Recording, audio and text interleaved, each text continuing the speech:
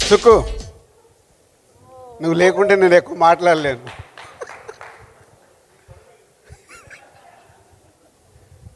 మన గొడవలు, మన ప్రేమలు, మన విజయాలు అన్నీ మాట్లాడుకోవాలి.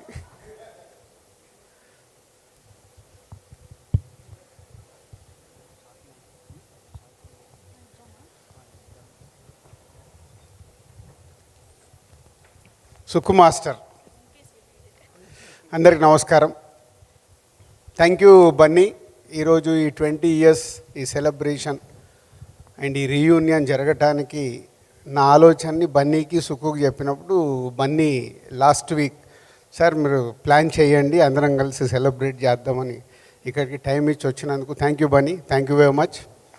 అవి అందరి ఇక్కడ ఆర్యాలో యాక్ట్ చేసిన వాళ్ళు కానీ టెక్నీషియన్స్ కానీ అందరి కళ్ళల్లో ఆఫ్టర్ 20 years కూడా ఒక ఆనందం కనిపిస్తుంటే నిజంగా చాలా ఆనందంగా ఉంది.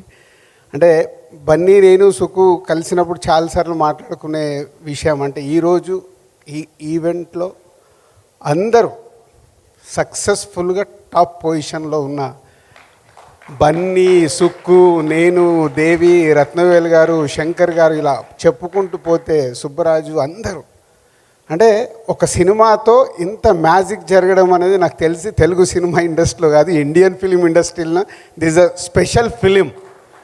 ఆఫ్టర్ 20 years అందరము సక్సెస్ఫుల్గా ఇలా ఉండడం అనేది నిజంగా చాలా గ్రేట్ మూమెంట్. సో ఇంత గ్రేట్ మూమెంట్కి కారణమైన సుకుమార్, నీ గురించి చాలా రాసుకున్నాను మాట్లాడాలని తెలుసా. ఫ్లైట్లో జర్నీ చేస్తూ ఆర్యాని మొత్తం నువ్వు కలిసినప్పటి నుంచి రివ్యూ చేసుకుంటూ ఎన్ని రాసుకున్నాను. ఈ టైం నిజంగా అంటే హైదరాబాద్లో ఇంత సమ్మర్లో ఇలాంటి వర్షం పడి మన సక్సెస్ సెలబ్రేషన్ వానదేవుడు కూడా చేసినట్టు అనిపించింది నాకు.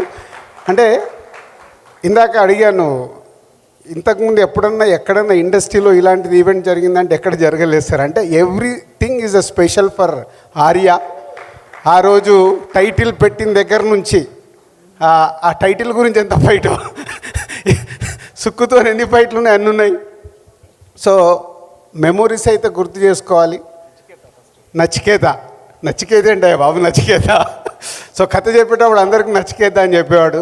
దిల్ జరిగేటప్పుడు ఆర్యతో సుకుమార్ దిల్ సినిమాకి రైటర్గా రావడం, సుక్కుతో పాటు వేమ, వాసు వీళ్ళందరూ టీమ్గా నాతో ఒక జర్నీ స్టార్ట్ అవుతున్నప్పుడు దిల్ షూటింగ్ జరిగేటప్పుడు ఒక మాంటేజ్ చెప్పాడు. ఇందాక మాస్టర్ చెప్పాడు కదా, ఆ పైకి వెళ్ళి అమ్మాయి స్నానం పైన డ్యాన్స్ చేస్తుంటే ఆ వాటర్ వచ్చి కింద ఒక కుర్రాడు పైన పడుతుంటే నన్ను చెప్పని మళ్ళీ సరే చెప్పలా నువ్వు చెప్పి అంటే పైన ఒక అమ్మాయి పైన వర్షం పడుతుంటుంది, ఒక దాబా పైన, ఇప్పుడు దాబాలు ఉంటాయి కదా, దాబా పైన వర్షం పడుతుంటే వర్షం డాన్స్ అంటే ఊరికే ఆడుకుంటూ ఉంటుంది.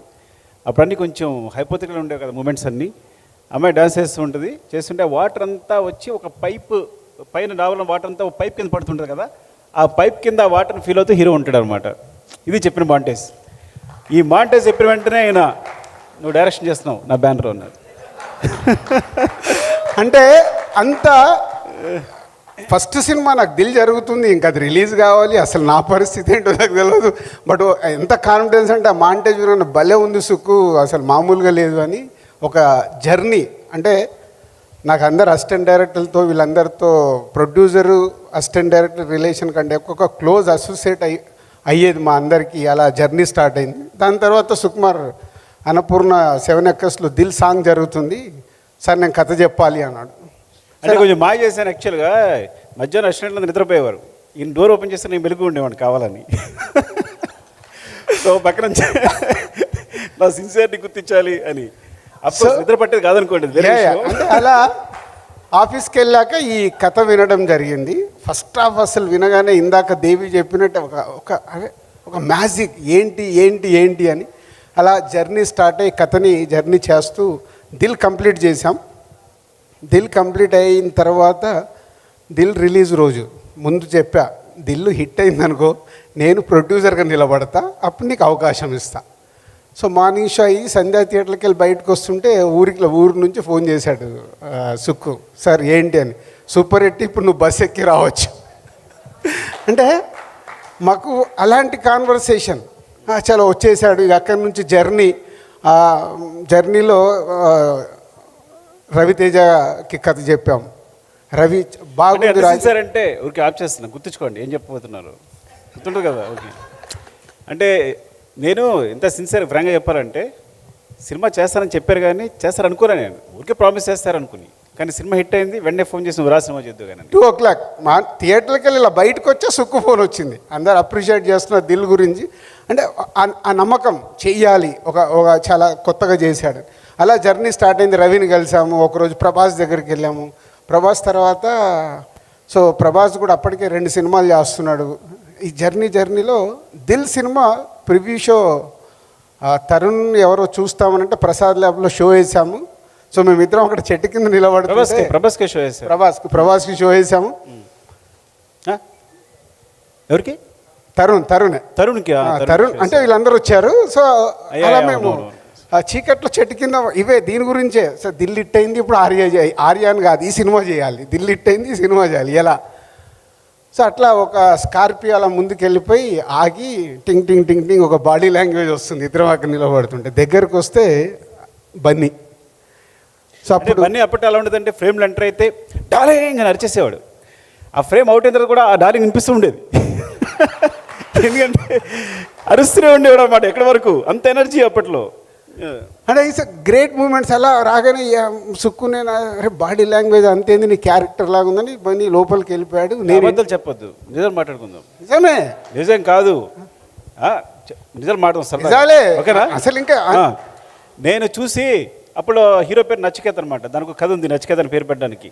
నేను వెతుకుంటే చూస్తే నేను ప్రభాస్ దగ్గరికి వెళ్ళినప్పుడు చెప్పాను ఫ్రెండ్గా, ప్రభాస్ రాజుగారి కథ చెప్పన్నారు కానీ ఎందుకు నీకు కరెక్ట్ కాదనిపిస్తుంది అని. అప్పట్లో నేను అవన్నీ తెలుసు, కథ ఉంది హీరో కావాలి అని.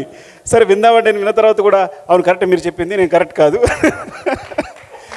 సో నేను I'm such of my hero, actually I'm such of my energy. నేను ఏం ఫీల్ అవుతున్నాను అనేది అది కొంచెం వేరేలా ఉండొచ్చు. కానీ ఎప్పుడైతే బన్నీ దిగి అరుస్తూ కేకలు పెడుతున్నాడో, నేను చెట్టు దగ్గర ఉండి ప్రకాష్ వేమ, అప్పుడు మేము ముగ్గురం స్క్రిప్ట్ చేసింది.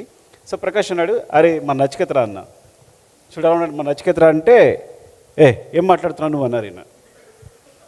నిజం అది. ఓకే 20 ఏళ్ళ క్రితం 21 ఇప్పుడు బన్నీ సుక్కు నువ్వు సక్సెస్ఫుల్ డైరెక్టర్. ఇప్పుడు నేను నీతో పెట్టుకోలేను, నువ్వు చెప్పు. చాలా ఫన్నీగా చెప్తా, తర్వాత మీరు సపోర్ట్ చేసింది వేరే. నువ్వు అయిపోయాక నైట్ నేను ఇంటికి వెళ్ళగానే ఫోన్ చేసా, ఫోన్ స్విచ్ ఆఫ్. అప్పుడే నంబర్ తీసుకున్నా, స్విచ్ ఆఫ్. మార్నింగ్ 7 o'clock నాకు కాల్ వచ్చింది. కాల్ బ్యాక్ ఇమీడియట్గా కన్విన్స్ అవుతారు చేసి, అవునా కరెక్ట్ అని వాళ్ళు ఇస్తున్నావు, నీకు కదా నీకు తెలుసు కదా, ఓకే చెప్దామని. అప్పుడు ఈయనకి వెళ్ళి వెంటనే అక్కడే మీరు నైట్ 12 o'clock గుర్తుంది బాగా వెళ్ళి కథ చూడు నీకు కథ చెప్పిస్తానన్నారు బన్నీకి. కథ చెప్పిస్తానంటే నేను పక్కనే ఉన్నా, నీకు మంచి కథ చెప్పిస్తావు బన్నీ, చాలా బాగుంది చేద్దుగానంటే బన్నీ ఏమన్నాడు తెలుసా, సార్ ఇప్పటికి 71 కథలు విన్నాను, ఇంకా 72సారి అంటే గుండె 72 సార్లు కొట్టుకుంటుందంట ఒక నిమిషానికి, నా గుండె ఆగిపోతుంది సార్, అలా ఉంది సిచ్యువేషన్ అంటే. నేను వెంటనే నేను కంగారు పడిపోయి ఇతనే కథ చెప్పేదన్నా, అంటే కంగారు పడుకొని నీ గుండె నేను కాపాడుతాను.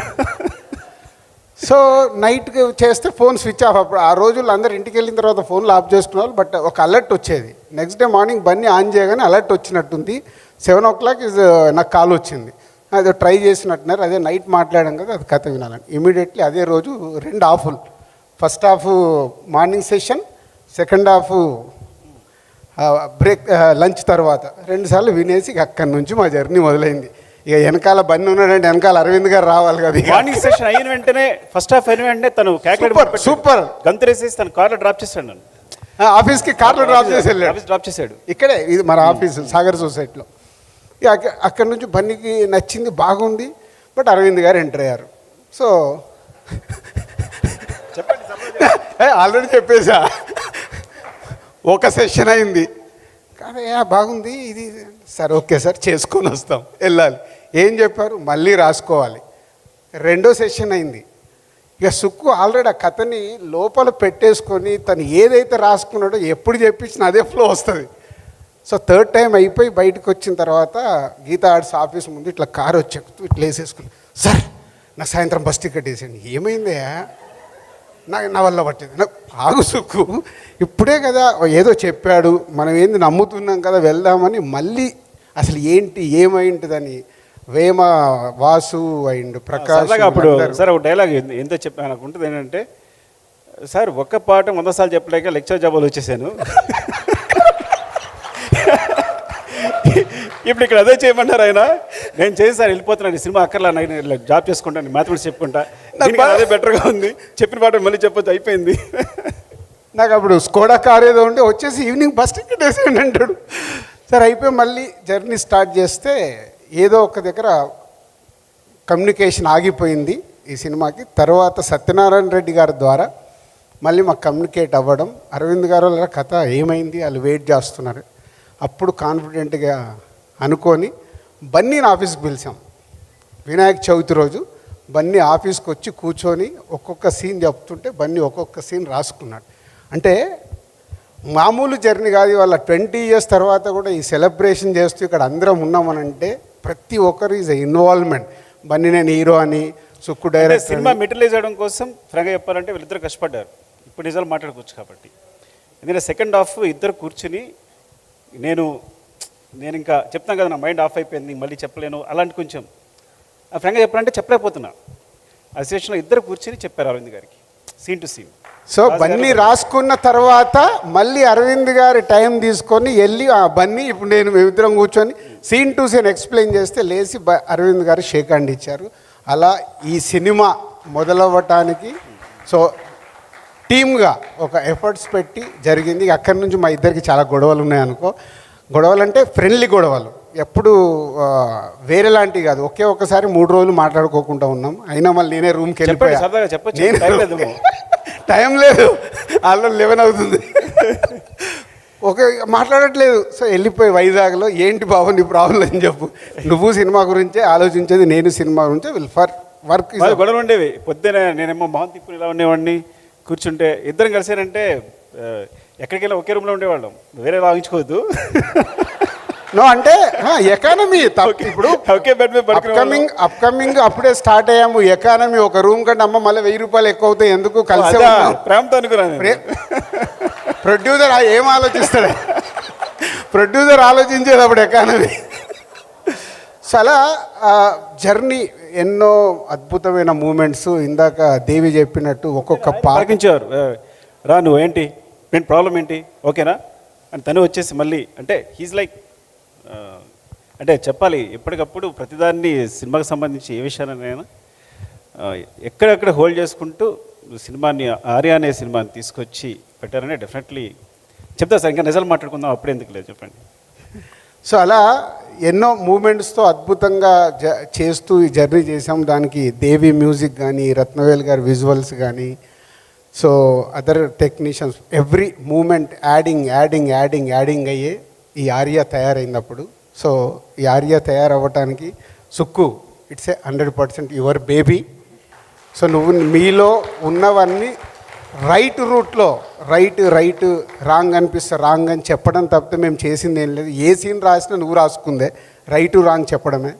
దానికి గంగోత్రి అప్పుడు బన్నీ అరవింద్ గారు రాఘవేంద్రరావు గారిని పెట్టి ఒక సెటప్కి పెట్టి హిట్ తీస్తే బన్నీ మేక్ ఓవర్ అవ్వడం ఈ సినిమా కోసం. ఇందాక శివబాలాజీ చెప్తూ నాకు గుర్తుంది, అల్లురామలింగే గారు అక్కడ అన్నపూర్ణలో స్టేట్గా ఒక పెద్దది ఆ రన్నింగ్ది స్టిల్ పెట్టినప్పుడు రామలింగే గారు అక్కడ కూర్చొని అలాగే చాలాసేపు చూస్తున్నాడు. ఆ రోజు అనిపించింది నాకు, అంటే తాత ఇండస్ట్రీలో ఇంత పెద్ద ఆర్టిస్ట్ అయినా, ఫాదర్ అంత పెద్ద ప్రొడ్యూసర్ అయినా, తాత బన్నీ సైడ్ చూసుకుంటుండే, ఆహా ఏదో ఒక రోజు బన్నీ వేలుతాడు అని. అది ఈరోజు నిజంగా అంటే అది ఎఫర్ట్స్. బన్నీ ఈరోజు ఈ స్థాయిలో ఉండటానికి మాది ఆల్మోస్ట్ బ్రదర్స్ జర్నీ అయిపోయింది. ఆర్య తర్వాత నా డాటర్కు బ్రదర్ అయిపోయాడు బన్నీ. ఆర్య తర్వాత అంటే ఒక అటాచ్మెంట్, ఒక ఫ్యామిలీ మెంబర్స్ అయిపోయాం. కానీ బన్నీ ఒక్కొక్క ఒక్కొక్క సినిమాని భయంతో, రెస్పాన్సిబిలిటీగా ఉంటూ భయంతో సినిమాలు చేస్తున్నాడు. కాబట్టి ఈరోజు ఆల్ ఇండియా స్టార్ అయ్యాడు. ఒక ఆర్యతో మొదలై ఈరోజు పుష్ప 1 తీసి ఇద్దరు కాంబినేషన్లో సెన్సేషనల్ కొట్టి ఇప్పుడు పుష్ప 2తో ప్రపంచం వెయిట్ చేసేలాగా చేశారు. దానికి మీ ఇద్దరికి hats off. And Bunny love you and thank you. So ఎన్నో మూమెంట్స్ ఉన్నాయి మన ఇద్దరి మధ్యలో. సుక్కుకు నాకు ఎలా ఉన్నాయో ఈ సినిమాలో నాకైతే 2 భయమేసిన మూమెంట్స్ నేను షేర్ చేయాలి. కేరళలో ఏదో ప్రియరాగం హట్టేసి మనం షూట్ చేస్తున్నాము. విపరీతమైన సమ్మర్, నాకు పని లేదని నేను వెళ్ళి ఆ రివర్లో దూకాను. టప్ అని వెనకల్లోకి వచ్చి దూకాడు. చూస్తే బన్నీ దూకి లేవడే. నాకేమో హార్ట్ బీట్ పెరుగుతుంది, బయటకు వస్తలేడు. తర్వాత మెల్లిగా బయటకు వచ్చి టెన్షన్ పడ్డారా సార్ అన్న. టెన్షన్ ప్రొడ్యూసర్గా అదొకటి. తర్వాత ఈయన మీద ఉన్న కోపానికి ఒక పంటిలో వెళ్ళి షూట్ చేసుకొని వస్తున్నారు. ఆ పంటి మెల్లిగా బెండ ఇలా సుక్కు అక్కడ ఏంటంటే ముందు కాదు నన్ను ఏది షేర్ చేయాలి. యాక్చువల్గా అరవింద్ గారు సార్కి ఫోన్ చేశాం, అడిగేంటి బండి పైది దూకొచ్చారు. నేనేంటి అక్కడ దూకినప్పుడు రాజు గారు దూకారు, తేలిపోయారు, పైకి వచ్చారు. నువ్వు దూకావు, అది నేను ముందు చెప్పాలి కాదు. ఫస్ట్ ఆ సినిమాలో జంప్ చేసేది ఉంది కదా, డాడీ అసలు ఒప్పుకోవట్లేదు. నో రివర్లో దూకేది ఏం లేదు అంటే నేను ఫోన్ చేసి వాసు ఎవరో కల్పిస్తే, సరే ఏం కాదు సార్ కిందంతా సెట్, వద్దే అంటే, సార్ మీ కొడుకు మీద అంత టెన్షన్ ఉంటే ఫస్ట్ నేను దూకుతా, నేను వెళ్ళిపోయి తర్వాత దూకమంటే నిజంగా నేను వెళ్ళి దూకేసా. నేను దూకి మొత్తం అక్కడ రెడీ పెడితే షార్ట్ బన్నీతో తీశారు. సో ఆ షార్ట్ కంప్లీట్ అయింది. ఇప్పుడు నువ్వు చెప్పు నీ ఎపిసోడ్. నేను అప్పుడు 100 రోల్స్ ఎన్ని అయినట్టున్నాయి. ఈయనకేమో కోపం ఏమో ఎక్కువ తినేస్తా కదా రీల్స్ అన్ని. 400 ఎవ్రీ 100కు స్వీట్, ఎవ్రీ 100కు స్వీట్ పెట్టాలి, తిప్పి కొట్టాలి. మాట్లాడితే 100 అయిన వెంటనే కొట్టేవాడు ఈయన. స్వీట్ ఇచ్చి వెనకాల ఫట్ ఫట్ కొడుతుండేవాడు, చెయ్యిలా విరిచేస్తుండేవాడు పట్టుకుని. ఫ్రాంక్గా చెప్పాలంటే ఇది పాత నొప్పి, చెయ్యి ఇంకా నొప్పి ఉంది నాకు ఏదైనా చేయాలంటే.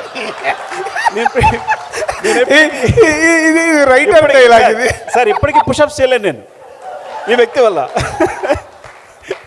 సో సో సో నేను అనుకున్నాను రాజుగారు దూకారు, బయటకు వచ్చారు.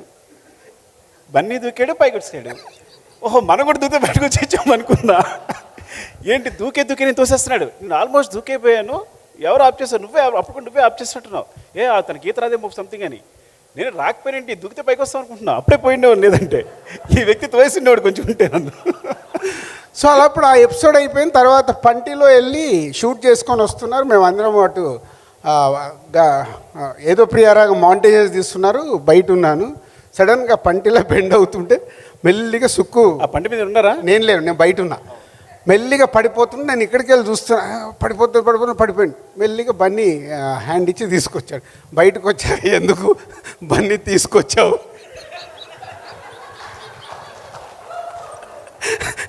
వదిలేస్తే అయిపోయేది, నాకు పీడ పోయేది కదా. అంటే వాళ్ళిద్దరు ఈ సినిమా హిట్ అవుతే ప్రామిస్ చేయించుకున్నారు.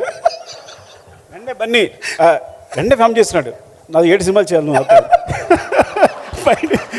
బయటికి రాగానే. సో ఇలా ఎన్ని సరదా మూమెంట్లు అంటే ఒక సినిమాని నా ఈ 56 సినిమాలు అయినాయి. Arya is for ever. ఆ ఎంజాయ్మెంట్ కానీ ఆ జర్నీ కానీ ఇంకా అది మళ్ళీ దొరకలే. అంటే is a beginning days efforts పెట్టి జర్నీ చేసి అందరము ఒక టీం లాగా చేసి సక్సెస్ కొట్టడం. 125 డేస్ ఆ సినిమా ఆడుతున్న రోజులు ప్రమోషన్ చేస్తూ, ట్రిప్పులు వేస్తూ, జర్నీలు చేస్తూ మొత్తం ఆంధ్రప్రదేశ్ మొత్తం, పాత ఆంధ్రప్రదేశ్ మొత్తం తిరిగాం. ఏ జిల్లా వదిలిపెట్టకుండా అంత ఎంజాయ్ చేసాం ఈ సినిమాని. ఆ ఎంజాయ్మెంట్ మళ్ళీ ఈరోజు 20 ఇయర్స్ తర్వాత కూడా కలగడం చాలా happy. Thank you Sukku, thank you Bunny and Devi, Rathnavel garu, everyone, all technician, Shankar master and Seenu, Bablu and Shastri గారుని మిస్ అయ్యాం. శాస్త్రి గారి పాటలల్లో ఒకరోజు సుక్కు ఏదో టప్మని లిరిక్ మార్చుకున్నాడు, గుర్తుందో లేదు? అవునవును. ఆయన నాకు పోయి one side love oh my brother బ్రదర్లో రాత్రి మేము ఒక్క కూల్ డ్రింక్లో 2 స్టాల్ వేయక్కర్లేదు, సొల్లు కబులు చెప్పక్కర్లేదు, ఏదో రాసి వేసాం. సో 2 లైన్లు మార్చాడు. సాంగ్ రిలీజ్ అయ్యాక శాస్త్రి గారు నాకు ఏందయ్యా నేను రాసి ఇచ్చింది. మమ్మల్ని తిట్టారు పిలిచి, అరే మీరు పేరుని రాసుకోవచ్చు కదరా, ఎందుకు రాశారా మీరు? సొల్లు కబుర్లు అనేది, సొల్లు అనేది ఉర్దూ పదరా, తెలుగు కదరా అని చెప్పి మా ఇద్దరిని దారికి తిట్టారు అప్పుడు. సో అలా ఒక్కొక్కటి దేవితో కానీ శాస్త్రి గారితో కానీ, అలాగే missed Madhu, mixing Madhu. So Madhu కూడా అప్పుడు ఎంతో ఎఫర్ట్స్ పెట్టి ఈ సినిమాకి ప్రతి ఒక్కటి కేర్ తీసుకున్నాడు. And Sukku team, Prakash, Vema, Vasu and అప్పుడు అసిస్టెంట్ డైరెక్టర్గా ఉన్న వేణు, సురేష్, భాస్కర్, ఇలా ఒక్కొక్కరు ఈ సినిమా రిలీజ్ అయిన తర్వాత ఈ సినిమాకు పనిచేసిన వాళ్ళు ప్రతి ఒక్కరు డైరెక్టర్ అయిపోయారు. ఆర్యా సినిమాకి పనిచేసిన ప్రతి ఒక్కరు డైరెక్టర్ అయ్యారు. కొందరు సక్సెస్ఫుల్గా ఉన్నారు, ఒకరు అట్లీస్ట్ అటెంప్ట్ చేశారు. సో ఒక్క సినిమా మా అందరి జీవితాల్లో ఒక టర్నింగ్ చేసి ఈరోజు 20 ఏళ్ళ తర్వాత కూడా ఇక్కడ నిలబడ్డామంటే ఓన్లీ ఆర్యా ఒక విజయంతో అక్కడి నుంచి కష్టపడుతూ బన్నీ కానీ, సుక్కు కానీ, నేను కానీ, దేవి కానీ, ర్యాండీ కానీ అందరం అంటే ఇంతమంది ఒక సినిమా ద్వారా ఇంత పెద్ద పొజిషన్లో ఉండడం ఇవాళ పాన్ ఇండియా అయిపోయింది. మా అదృష్టానికి Bunny pan India star, Sukku pan India director, Devi pan India music director, నేను పాన్ ఇండియా సినిమాలను తీస్తున్నాను. అంటే ఒక గ్లోబల్ ఒక మార్పు వచ్చింది. ఆఫ్టర్ 20 ఇయర్స్ అందరం ఇలా ఉన్నందుకు ఒక ఆర్య మాకు ఇచ్చిన ఎనర్జీ, దాన్ని కాపాడుకుంటూ ఇంకా అందరం ముందుకెళ్ళాలి. అది మాకు అందరికీ ఛాలెంజే. So thank you. ఎవరినైనా మిస్ అవుతే క్షమించాలి. గ్రేట్ మెమొరీస్ మాకు Arya. Thank you Sukku, love you. Sorry, ఇందాక ఫీల్ మై లవ్ సాంగ్ పాడిన తర్వాత మెయిన్గా ఒక మనిషి గురించి మాట్లాడుకున్నదే మా చంద్రబోస్ గారు. ఆయన సుక్కుబాయ్ కాన్సెప్ట్ చెప్పిన అద్భుతమైన లిరిక్స్ మాకు రాసిచ్చారు feel my love. Thank you Bose garu. ఆయన యూఎస్లో ఉన్నారు, రాలేకపోయారు. So please give a huge round of applause to Bose garu. ఎందుకంటే అది మాత్రమే కాదు, దాని తర్వాత సుక్కుబాయ్ది, బోస్ గారిది, అంటే మేము ముగ్గురు ఎప్పుడు సాంగ్స్ మీద వర్క్ చేసినా ఎంత అందంగా ఉంటుందంటే వాళ్ళిద్దరు డిస్కషన్ చూసి నేను ముచ్చట పడుతుంటాను అనమాట. సో మేము కొట్టుకుంటున్నామా, తిట్టుకుంటున్నామా, ప్రేమించుకుంటున్నామా కూడా అర్థం కాదు, అలా ఉంటుంది సాంగ్ మేకింగ్ అప్పుడు. And I learn a lot from Sukkubhai and Bose garu. అంటే వాళ్ళిద్దరితో మాడుతున్నప్పుడు ఇద్దరు గొప్ప వ్యక్తులు, బట్ ఒక ఇద్దరు గురువులతో మాట్లాడుతున్నట్టు ఉంటుంది. So thank you Sukkubhai, thank you Bose garu for that great experience. అలాగే ఇప్పుడు పుష్ప వరకు అండ్ పుష్ప 2 వరకు కూడా బోస్ గారు అంటే అన్బిలీవబుల్ మైండ్ బ్లోయింగ్ లిరిక్స్ రాశారు. So I would like to మా టీం అందరి తరపున బోస్ గారికి thank you Bose garu, love you. And Arya cinema release రోజు సుక్కు నేను మా డిస్ట్రిబ్యూషన్ ఆఫీస్కి వెళ్ళాము. 10 o'clock 10:30 టైంలో ఇద్దరం అలా కూర్చున్నాం, పూజ చేస్తాం అన్నట్టు. పూజ అయిపోయిన తర్వాత అరవింద్ గారు కాల్ చేశారు, ఏమైనా కంగ్రాచులేషన్స్, ఇప్పుడే ఈస్ట్లో వెస్ట్లో షో అయింది, 10 weeks స్టాక్ చెప్తున్నారన్నారు. థ్యాంక్ యూ సార్ అని ఫుల్ హ్యాపీగా. ఏంటి సార్ అన్న, 10 weeks ఇట్లా అరవింద్ గారు ఏంటి మన సినిమా 10 weeks అన్నాడు. అంటే కొత్త డైరెక్టరు, అంటే ఈ సినిమాకి వావ్ ఇలా వచ్చేస్తుందని వెయిటింగ్లో ఉన్నాడు, ఏదో సెన్సేషనల్ టాక్ అని.